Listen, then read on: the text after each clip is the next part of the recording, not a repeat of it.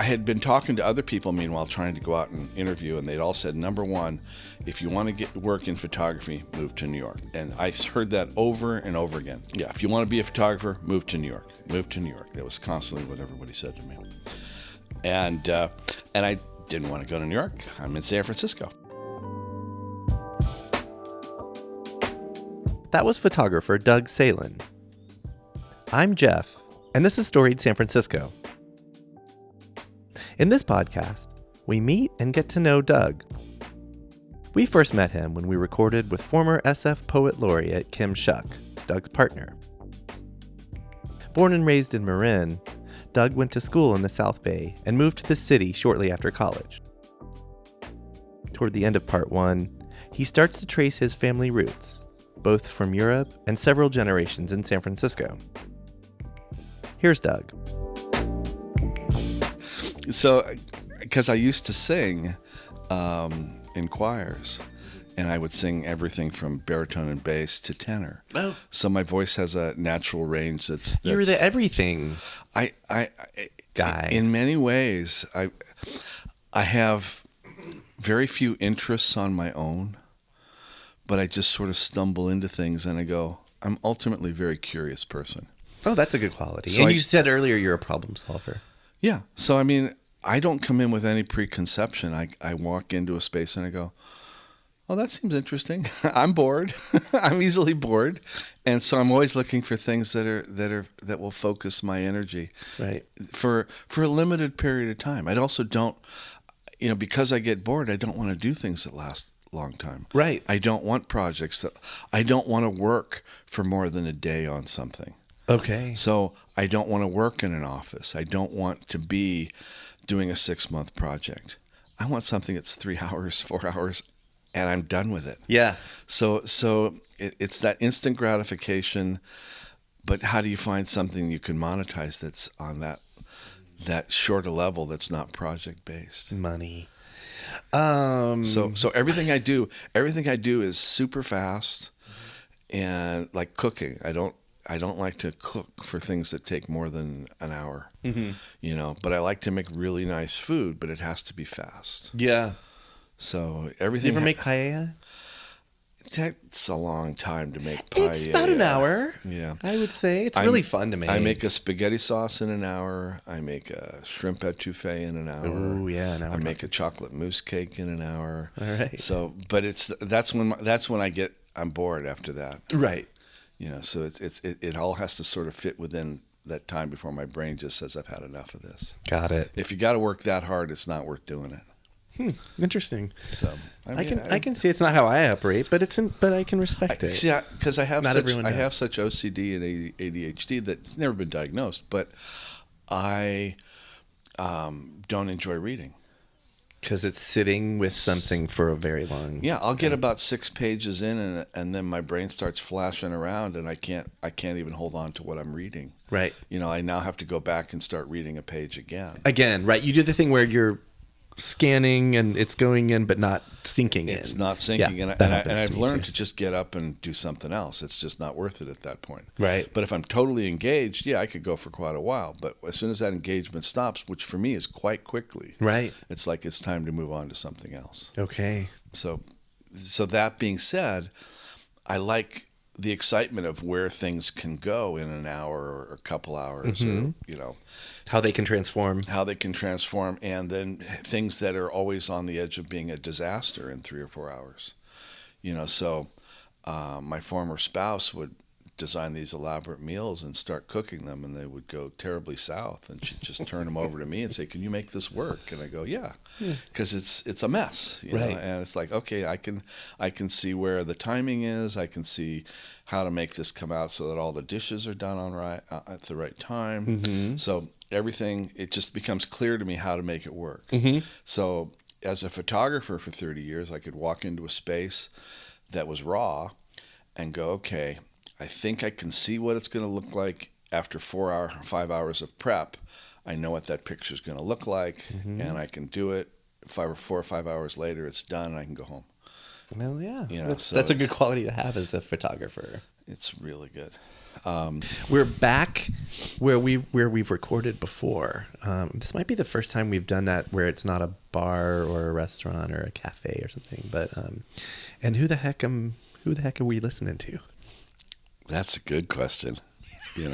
Many different people, right? Many different histories. We'll spend the next hour unpacking that. But what name did they give you? Oh, that's complicated. I've always gone as Doug. Okay. My kids used to holler Dad, and often I never listened. But if they said Doug, I would often stop and pay attention to them. Okay. And that's from a very young age. Right. So I work a lot with high school kids right now, and I've always been Doug with various schools I worked with. With the school I'm working with now, I'm actually known as Mr. Salin. Okay. And I kind of like that. Okay. And I have found that at a high school level, I get more respect from the kids if I'm Mr. Salin. Is it the first time in your life that you've embraced Mr. Yes, Salin? it is the absolute first time in my life I've ever been referred to as Mr. Salin. Okay. Because that always seemed so old, like I was like my parents or something. I remember being young and being like, Mr. What? I never wanted to grow up. I'm a very large kid. Okay. And being Mr. Salin is just really old. You're a very large kid who operates heavy machinery, if I may. That is true. And again, that goes back to the danger aspect, is that you have to have all your faculties with you. Right. And I've never been someone who drinks. I've never been someone who smokes anything in my entire life. This is just not, I've always been very lucid in terms of what I do.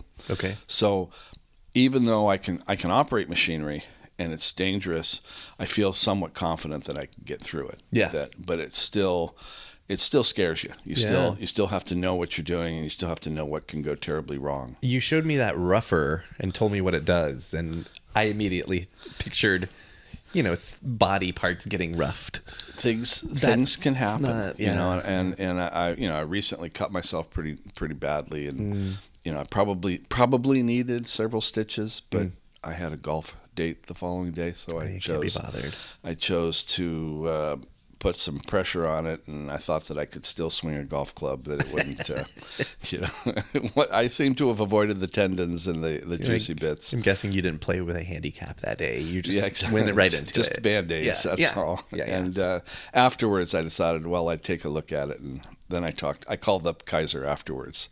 Right. And their response was, well, if you haven't come in 24 hours, then you probably, it's you past that point. We can't do stitches on you after 24 hours. So if you... Besides working with high school students, what are you doing nowadays? Well, the high school students is taking up a lot of time doing high school.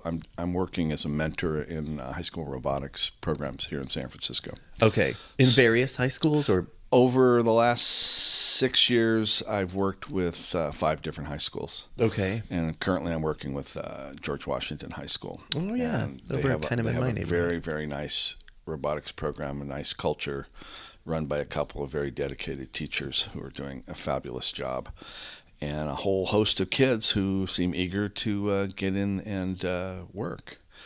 And that's the key, is that their kids are coming in on their own to work hard every day, or at least when the robotics is running, and they do amazing things. How long have you been doing robotics?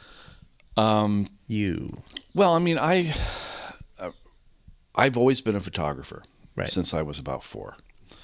And in college, I thought, well, I'm going to become not a photographer. I was clearly a photographer before I went to college. And I had been taking pictures for many, many years, and I had tons of experience. And I thought, well, I should get an education, so perhaps I should study physics. Okay. So I went into college as a physics major, and after a year of doing that, I realized I didn't have probably the chops, to really make that happen. I mean, you get a sense of where your skill set is. And your limitations. And I go, I don't see myself as a physicist. This seems a little... The problems they're proposing don't excite me at all. I got to sit in a lab, for days and prove this or If you have to prove sit that. longer than an hour, that's, that's out of the And question. with my attention span, that's not going to work. And so, so then I said, well, maybe I'll try mechanical engineering. So then I did a year of mechanical engineering, which at the time in college I was doing work study, and I'd gone through the machine shop course as one of the courses you had to take, and they also needed an assistant, and I was able to use that as my work study. So for the remainder of my college years, I worked as the TA in the machine shop. Interesting. So that got me very interested in that. But I also, after 2 years of engineering, I realized I don't want to sit behind a desk and do calculations. Right. So this is not going to work either. So by that time, the folks in my college had discovered that I could take pictures. And the folks who ran the school newspaper kept coming and knocking on my door and saying, we need a photo, and we know you can take pictures. Can you go over and take a picture for us? And I go, well, okay. And I was accepted by this entire large social group of people that desperately needed my skill set. So it's like, that felt good. I became the photo editor of the college newspaper. I became the editor of the college yearbook. Okay. I did all these things that were publications related, and figured that I would probably get a job working for a newspaper when I graduated. Right. Because that's where my skill set was. And I had a degree in art from a school that doesn't give out really art degrees. So consequently, it's like, this is kind of a useless degree, but I've spent 2 years as a photo editor, a year as a yearbook editor, dealing with, the ins and outs of school administration and getting projects done. Let's, see where that takes me with a newspaper or whatever. And then someone said, up in San Francisco, I have a friend who's a photographer. You should go talk to him and see what's in San Francisco, what kind of jobs there are. And I'm like, well, okay, I don't want to stay in San Jose where I was. I came up to San Francisco. I met with a photographer. His name was Paul Hoffman. Really nice, wonderful man. And he said, I have a friend who works at Macy's who may be taking a vacation for a few weeks and may need somebody to help out at Macy's. They may be needing someone to work in their photography in-house studio. photographer. Okay. And I went down and presented myself and downtown Macy's, and I didn't know anything about commercial photography at the time. I really knew zero. I had been exposed to it a little bit, but I'd never taken a class in commercial photography. I didn't even didn't know what it was. Yeah. But I also knew that I'd done a lot of work over the last, 10, 15 years. So I knew a lot about photography, but I didn't know the specifics. So I went down, my long hair, my beard, my backpack. I walked into Macy's and I could tell that I was like, whoa, this is kind of a serious place. I hope you went through the perfume counter area. Well, the perfume's on the first floor. That's a whole nother story because I used to photograph perfumes for years. Okay. And which was really a lot of fun. But so I met with this guy, and I could tell that he wasn't really that interested in me. I said, I really like to work here and all, but I could tell that what I was presenting was not the best thing. So I went home, I rethought it over. I cut my hair, I put on a suit, and I said, I need to come back in and talk with you again. So I literally went in 2 weeks later wearing a suit, smiling, and this is a studio where they don't dress and they don't, everybody's wearing a t-shirt and jeans, but right. But I just thought I'd go 360 on him or 180 and just kind of go, okay, here, look at me. Right. And for whatever reason, 2 days later he calls me up and says, I got this project. I'm down a person.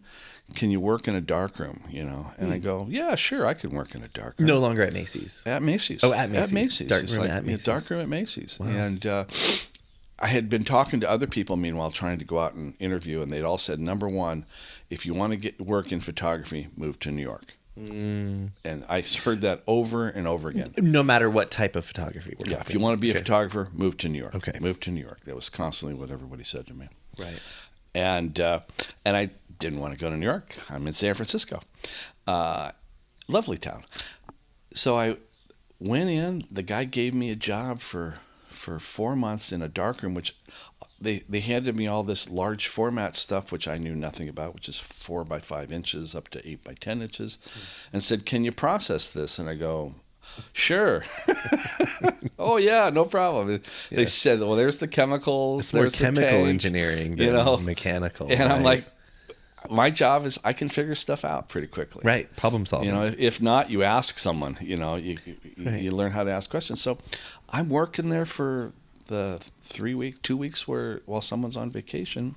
Actually, it wasn't the 4 month. It was a 2-week job, and it wasn't the 4-month job. But 2 weeks, I'm doing processing, and some woman from another department walks in, and she's lamenting the fact that she's going on vacation and she hasn't found anyone to take her place, that she's going to be needing a fill-in. I said, "Well, what kind of work is that?" And she's like, "Well, we do the layouts, or we do the paste ups for the ads that Macy was doing." Mm-hmm. And I go, "Well, I can do paste up, because I'd done it as a yearbook editor in college." Right. It's like, "I can do that." And she's like, "Really?" I go, "Yeah." So she hired me for 3 weeks to do paste up while she was on vacation. You're just patching it all together. And so here I am. Yeah, I mean, I barely moved to San Francisco, and now I've been working at Macy's.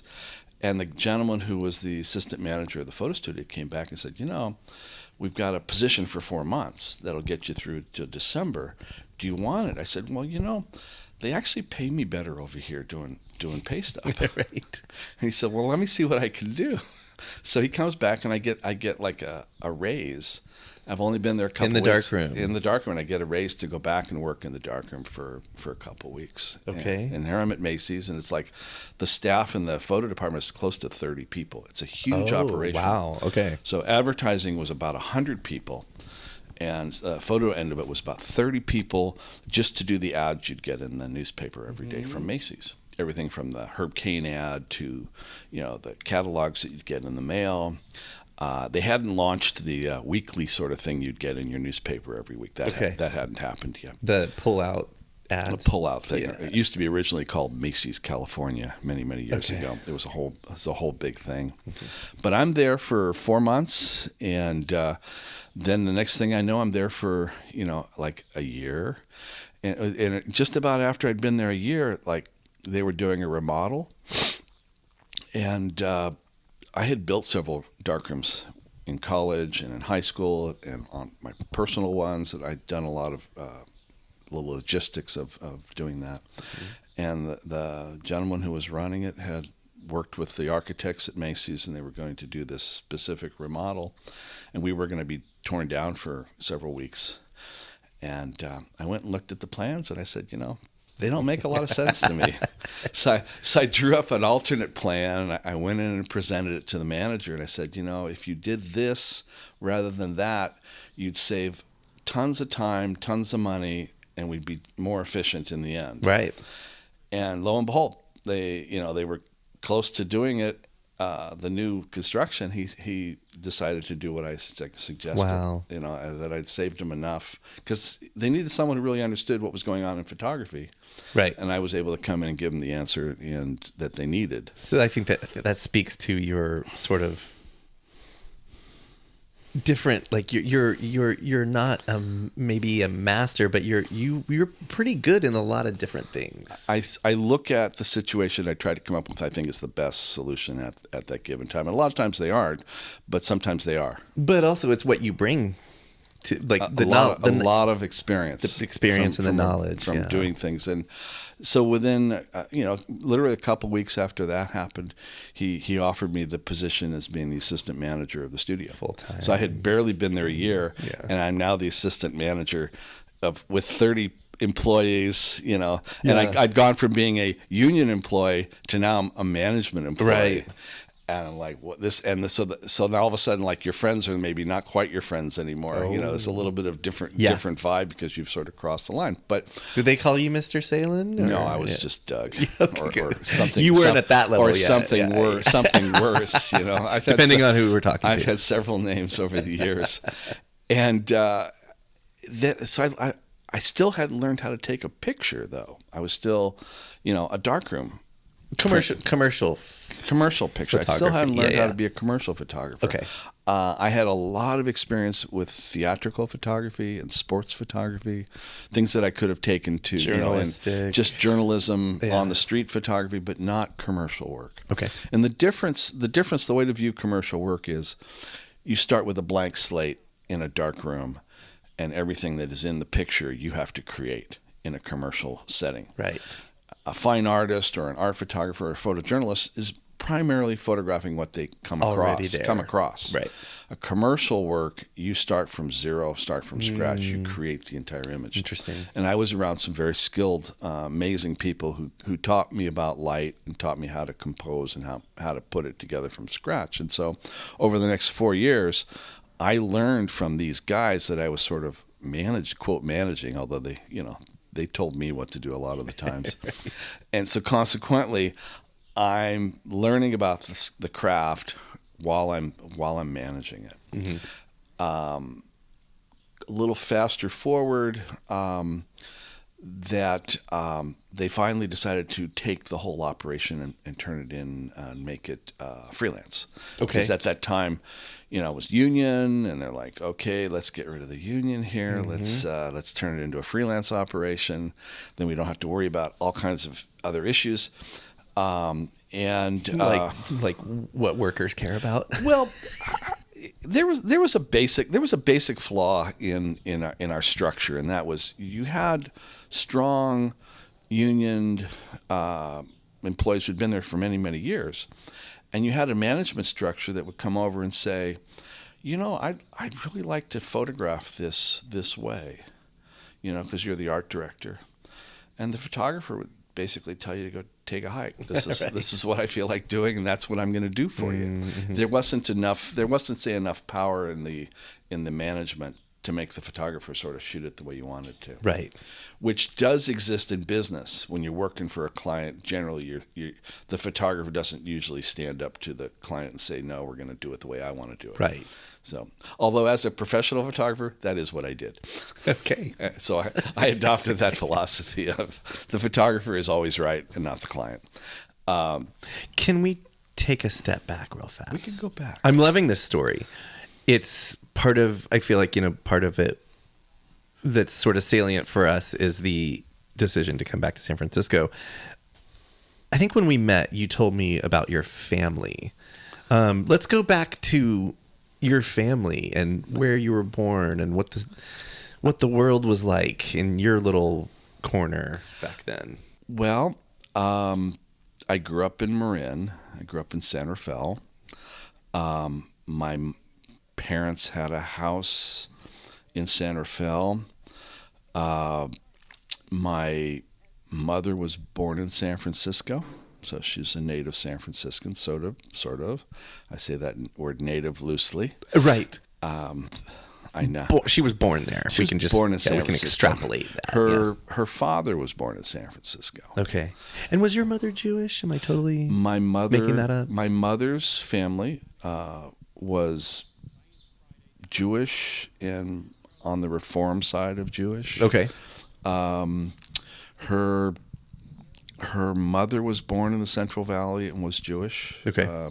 They were, I want to say, sheep ranchers and businessmen in the Central Valley in Williams, California. Okay. And they would come into the city. The city was a very important social place in their lives. My grandfather... I think he may have been born in San Francisco and grew up in Tacoma, and his family was also merchants, and they had ties to San Francisco and Tacoma, and Tacoma, Washington. Okay, and they came in around the 1880s, let's say. Okay, most of them emigrated from Poland in the 1870s, 1880s. And is this still your mom's side, or is this now your? This is still my mom's side. Okay. What was their family name? Their family name was Gross. Okay. Also, Levy and Levin, and also Friedman. Friedman was another last name there. But they were very well settled in San Francisco. They lived She grew up on Jordan Street. Okay, this is your mom now? My mother grew up Yeah. on Jordan Street in San Francisco. Okay. And, attended temple and was a reasonably good girl. Although she did cause trouble from time to time. And she actually went to Washington High School. Oh, okay. Turns out I think she graduated in maybe 1940. Oh, wow. Okay. So she may have been like the first graduating class that went through the whole school, Right. at Wash. Wow. So which kind of interesting. Yeah, totally. Considering I'm now working, doing There, robotics there, yeah, which is amazing. kind of full circle. 80 some years later. And she met my dad, I'm assuming, in North Beach. Why do you say you're assuming? I don't know 100%. I can't remember. story. I can't remember. I can't remember her telling me the story of how they met. That's okay, but you said North Beach, so let's just go with that. North Beach I is like where that. it all happened. Yeah. So my father's family starts in Austria originally, and they've been in Germany for a long, long time. The last name Salin is a Jewish last name, although my father always thought it was something else, and he wasn't sure what it was.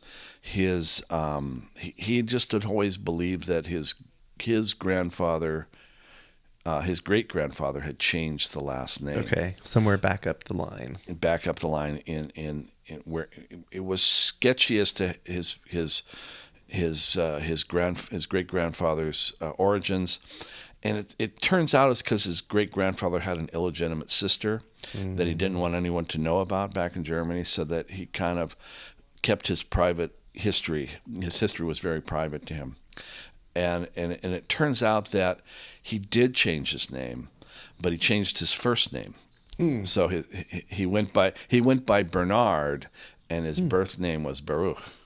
So he had changed his name, but Salin was the last name. Mm-hmm. And my father had found all these records in Austria, and later on in life, and so my father's aunt was a early member of, let's call it, she was a female physician in sort of pre-World War II Germany. Okay. And a very strong Zionist. Okay.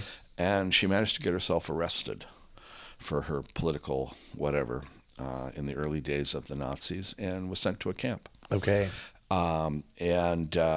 At a time when you could still sort of work your way out of a camp. So she, Before being mass the extermination. physician that she managed to do enough things to be released. Oh, wow. And she was basically said, don't do it again. Yeah. And so she went out and did it again. Oh. And got herself arrested a second time, so the story goes, and was actually, she was given the option of, I don't know what one of the options was, but the option she took was to remove her entire family from Germany. That was apparently an option for a while. To leave. So the entire family. This is your father's This aunt. is my father's family. Okay. And they were located in Frankfurt, and the entire family basically was booted. So his grandfather, his father, his aunt, his sister, they all left Germany, went to Switzerland.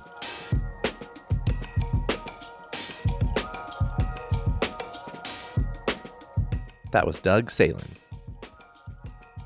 On the next episode of Storied San Francisco, Doug shares more of his life with us. Part 2 drops Thursday wherever you listen to podcasts. Music for the podcast was produced, performed, and curated by Otis McDonald. Original photography is by Michelle Kilfeather. Aaron Lim of Bitch Talk Podcast is our contributing producer. And the show is produced and hosted by me, Jeff Hunt. Now in our 4th season, we have more than 190 episodes available on our website, storiedsf.com, or wherever you listen to podcasts. If you can, please rate and review our show so we can reach even more folks. We love email. Drop us a line at storiedsf@gmail.com. Thanks for listening. Stay strong, stay healthy, and we'll see you next time on Storied San Francisco.